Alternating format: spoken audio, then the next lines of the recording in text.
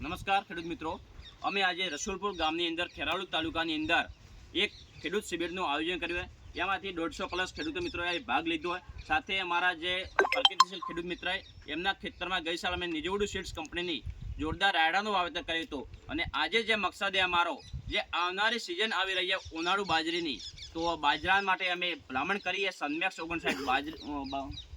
5922 બાજરીની, જેથી વધુ ઉત્પાદન આ વેરાયટીથી ખેડૂત મિત્રોને મળશે અને ખેડૂત મિત્રો માટે આ જો બાજરી લગાવશે તો એમને નંબર પર ખાવામાં મીઠી રહેશે, પવન સામે પડતી નથી અને 6 થી 7 ફૂટની હાઈટ। તો મારો દરેકને ભલામણ કે નિજવડુ સીડ્સ કંપનીની સનમેક્સ 5922 બાજરી લગાવો, જેથી આપણે આ એક સારામાં સારી આપણે વિકસાવેલી જાતે નિજવડુ સીડ્સ કંપની દ્વારા આપણે ખેડૂત મિત્ર પાસે જાણીશું રાયડાનો અભિયાન। નમસ્કાર। નમસ્કાર। તમારો ગઈ સાલ આપણે રાયડો લગાવ્યો જોરદાર, એનો અભિપ્રાય અમારા ખેડૂત મિત્રોને શું થયો અને કઈ રીતે થયો આપણે થોડો આપશો।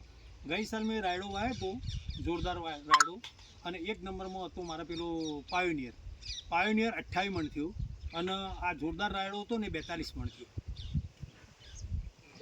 અને હા જમીન 1 કિલો તો પેલામાં 1 કિલો વાવ્યો તો આમાં 1 કિલો વાવ્યો, હા જમીન સરખી હતી, બાકી આનું રિઝલ્ટ સારું મળ્યું જોરદાર રાયડાનું।